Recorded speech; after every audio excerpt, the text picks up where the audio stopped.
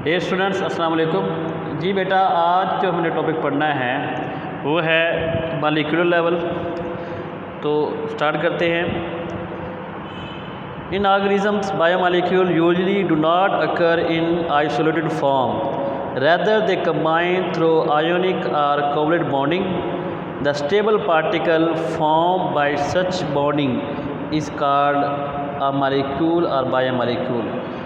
कि पहले हमने टॉपिक पढ़ा था बायो एलिमेंट्स का, ठीक है, और हमने ये पढ़ा था कि 16 एलिमेंट्स जो हैं उन्होंने जानदारों की बॉडीज़ को बनाया हुआ है। अब यही एलिमेंट्स जो हैं ये अलग-अलग फॉर्म में नहीं पाए जाते। क्या ये जो बायो एलिमेंट्स हैं ये इन्होंने जानदारों की बॉडी को बनाया तो हुआ है, लेकिन ये अलग अलग फॉर्म में नहीं होते, बल्कि ये आपस में मिल जाते हैं, कंबाइन करते हैं आयनिक बॉन्ड के ज़रिए या कोवलेंट बॉन्ड के ज़रिए। तो इनकी बॉन्डिंग के नतीजे में जो एक स्टेबल पार्टिकल बनता है, जो एक मालिक्यूल बनता है, उसे हम कहते हैं बायो मालिक्यूल कहेंगे, लेकिन क्योंकि ये मालिक्यूल जानदारों के अंदर बनता है इसलिए इसको हम कहते हैं बायो मालिक्यूल। और 7वां टेबल में रिकॉलिंग है। रिकॉलिंग में बता रहे हैं molecule is the smallest part of a compound that retain the properties of that compound. तो ये जो 7वां टेबल है ये मालिक्यूल की डेफिनेशन है, ठीक है, कि मालिक्यूल क्या है। वो सबसे छोटा तरीन कंपाउंड है जो उस कंपाउंड की प्रॉपर्टीज़ को रिटेन करता है, मतलब उसमें कायम रखता है। तो इसके अलावा पीछे हमने टॉपिक पढ़ा था, इसमें भी ऊपर एक रिकॉलिंग वाला टेबल था, ये वाला, ठीक है। तो इसमें आपको प्रोटॉन और न्यूट्रॉन के बारे में बताया हुआ है कि प्रोटॉन और न्यूट्रॉन जो है वो न्यूक्लियस के अंदर पाए जाते हैं, जबकि जो इलेक्ट्रॉन हैं वो ऑर्बिट के अंदर घूमते हैं, जो उसकी एनर्जी शेल होते हैं न्यूक्लियस के गिर्द, ठीक है। तो ये जो रिकॉलिंग है इसका मतलब ये होता है कि ये चीज़ें आपको पहले पता है, आपको दोबारा याद करवाई जा रही हैं। तो इसके आप जो है ना MCQs खत्म करेंगे ये वाला पैराग्राफ, ये वाला टेबल जो है, और ये जो नीचे वाला टेबल है ये मालिक्यूल की डेफिनेशन है, ये नीचे वाला।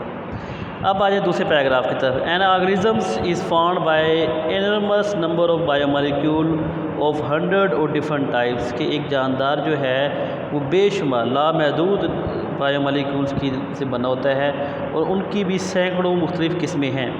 These molecules are the building material तामीराती सामान, मतलब हमारे जिस्म को, जानदारों के जिस्मों को बनाने के लिए ये मालिक्यूल इस्तेमाल होते हैं।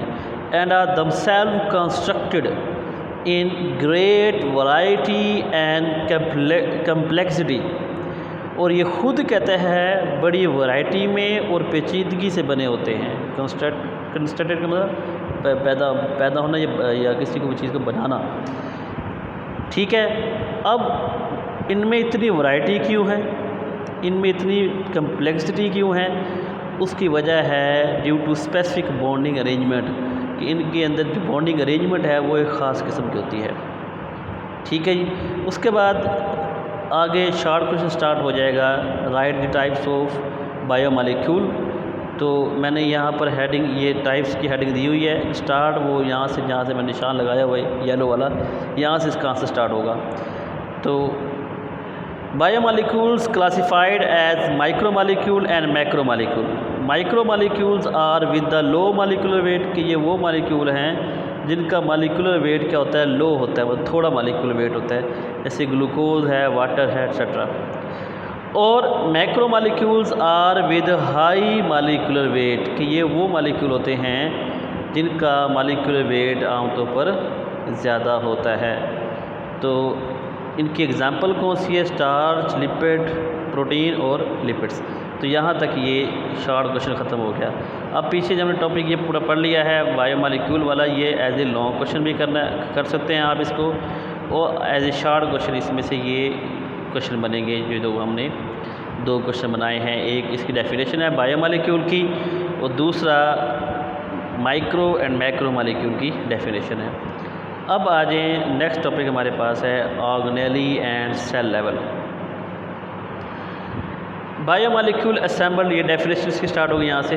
Biomolecule assemble in particular way and form organelles. The organelles are actually सब सेलुलर स्ट्रक्चर।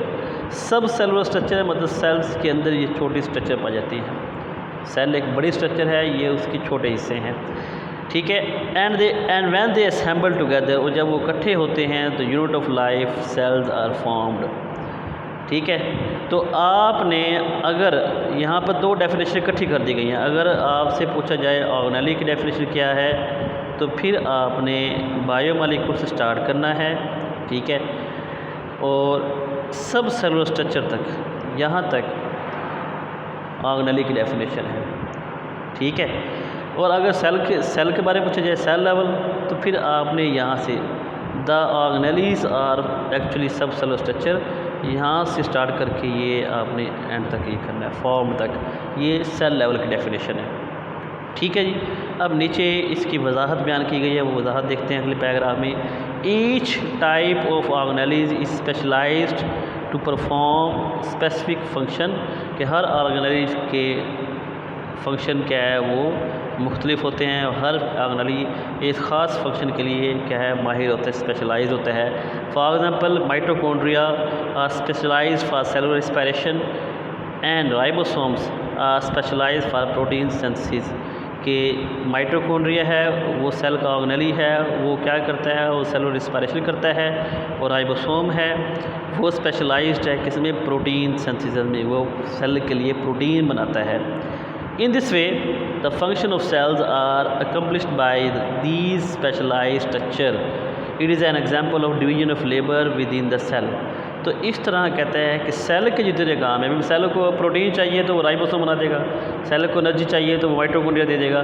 तो सेल के जो सारे काम हैं वो मुकम्मल होते हैं, इसका मतलब अकम्पलिश्ड का मतलब है मुकम्मल होना, वो मुकम्मल होते हैं किस तरह, स्पेशलाइज स्ट्रक्चर, इन ख़ास किस्म की स्ट्रक्चर्स के ज़रिए जो सेल के तमाम काम मुकम्मल करते हैं। तो ये ऐसे है जैसे डिवीज़न ऑफ लेबर है कि सेल के अंदर काम की तकसीम कर दी गई है कि हर ऑर्गेनेलिज अपना स्पेसिफिक काम करता है और वो तमाम ऑर्गेनेली मिलकर सेल का काम कर रहे होते हैं। अब आगे देखते हैं। In the case of prokaryotes and most protist the entire organism are consist of a single cell.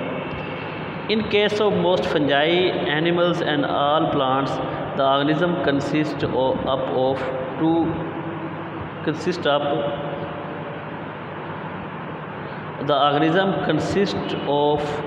up to trillion of cells. इस पैराग्राफ में आपको बता रहा है कि हम क्योंकि ज़िंदगी के दर्जात पढ़ रहे हैं, जानदारों के लेवल ऑफ ऑर्गेनाइजेशन पढ़ रहे हैं, तो लेवल ऑफ ऑर्गेनाइजेशन में हम स्टार्ट किया था सब एटॉमिक और एटॉमिक पार्टिकल से, फिर हमने मॉलिक्यूल लेवल तक गए, मॉलिक्यूल से हम ऑर्गेनेली लेवल तक गए, ऑर्गेनेली लेवल से हम अब आ चुके हैं सेल लेवल तक। तो सेल लेवल पे आके कुछ जानदार यहीं तक रुक जाते हैं, जैसे कि यहाँ पर जिक्र किया गया प्रोकैरियोट सेल हैं, तो इनकी आगे लेवल नहीं है, इनका लेवल सिर्फ सेल ही है, इससे बड़ा इनका लेवल नहीं है। बहुत सारे प्रोकैरियोट्स और प्रोटिस्ट जो हैं, अब प्रोकैरियोट्स की जो एग्जांपल है वो है बैक्टीरिया, ठीक है, और प्रोटिस्ट की एग्जांपल अमेबा जैसे है, पैरामीशियम है, जो यूनिसेलुलर ऑर्गेनिजम्स हैं। तो ये ऑर्गेनिज़म इनका लेवल आखिरी यही है कि ये सिर्फ एक सेल के बने होते हैं, इससे आगे इनका लेवल नहीं है, ठीक है। बाकी की बात कर रहे हैं कि ज़्यादातर जो फंजाइज हैं, ज़्यादातर फंजाई का मतलब क्या है, कुछ फंजाई भी ऐसी हैं जैसे कि यीस्ट है वो यूनिसेलुलर है, तो बाकी ज़्यादातर जो फंजाई हैं वो क्या हैं, एक से ज़्यादा सेल मतलब काफ़ी सेल के बने होते हैं। अब जो बाकी जो प्लांट्स हैं, एनिमल्स हैं, उनमें ट्रिलियंस ऑफ सेल मतलब अरबों सेल मौजूद होते हैं, ठीक हो गया। नेक्स्ट हमारे पास टॉपिक है tissue level. Tissue level start करते हैं। In multicellular organisms similar cells performing similar functions are organised into groups called tissues. तो यहाँ तक इसकी डेफिनेशन आ गई स्टार्ट से कि जो मल्टीसेलुलर ऑर्गेनिजम्स हैं वो ऑर्गेनिज्म जो एक से ज़्यादा सेल के बने हुए हैं, क्योंकि हमने पहले बात की है जो प्रोकैरियोट्स हैं या प्रोटिस्ट जो हैं वो उनका आखिरी जो लेवल है वो सेल है, वो इससे ज़्यादा आगे नहीं जाते, मतलब उनमें टिश्यूज़ नहीं बनेंगे, ठीक है। तो वो जानदार जो मल्टीसेलुलर ऑर्गेनिजम्स हैं उनमें जो टिश्यूज़ हैं उनकी ऑर्गेनाइजेशन पाई जाती हैं कि टिश्यू कैसे बनते हैं। Similar cells performing similar function के जो एक जैसे सेल जिनके फंक्शन एक जैसे हो वो ऑर्गेनाइज होते हैं, उनके ऑर्गेनाइज होने से टिश्यू बनता है। तो आगे आप ये भी डिफ़ाइन कर सकते हैं, दोबारा इसको डिफ़ाइन किया जा रहा है, we can define a tissue as a group of similar cells specialised for the performance of common function. तो ये भी आप डेफिनेशन कर सकते हैं यहाँ तक, जहाँ तक मैंने पढ़ा है कॉमन फंक्शन तक, ठीक है। उसके बाद each cell in a tissue carries on its own life processes like cellular respiration, protein synthesis, but it is also carries on some special processes related to the function of the tissues। कि एक tissues के अंदर क्योंकि group of cell होंगे तो वो जो जितने भी सेल हैं वो अपनी ज़िंदगी के प्रोसेस जो हैं वो खुद कर रहे होते हैं, मतलब अपनी एनर्जी वो खुद बना रहे हैं, अपनी प्रोटीन वो खुद बना रहे हैं। लेकिन इसके अलावा वो एक स्पेसिफिक फंक्शन भी परफॉर्म कर रहे होते हैं जिसके लिए वो इकट्ठे हुए हैं, क्योंकि टिश्यू बना हुआ है, टिश्यू ने एक ख़ास काम करना होता है। तो जो काम वो करना है टिश्यू ने करना है वो काम वो तमाम सेल्स मिलकर कर रहे होते हैं। नेक्स्ट पैराग्राफ में बेटा हमारे लिए इसके एग्जांपल्स हैं। एग्जांपल्स क्या हैं? There are different types of plant tissues, for example epidermal tissues, ground tissues. Second, animal tissues are also different types, for example nervous tissues, muscular tissues. तो इस पैराग्राफ की आप क्वेश्चन बना सकते हैं, give the examples of tissues. तो यहाँ दो तरह के टिश्यूज़ दिए गए हैं, एक प्लांट्स के और एक एनिमल के। तो प्लांट्स के टिश्यू हैं वो एपिडर्मल टिश्यूज़ हैं और ग्राउंड टिश्यूज़ हैं, और जो एनिमल टिश्यूज़ हैं उसके एग्जांपल है नर्वस टिश्यू और मस्कुलर टिश्यू, ठीक है। तो आज के लेक्चर में इतना कुछ, कल हम पढ़ेंगे आगे।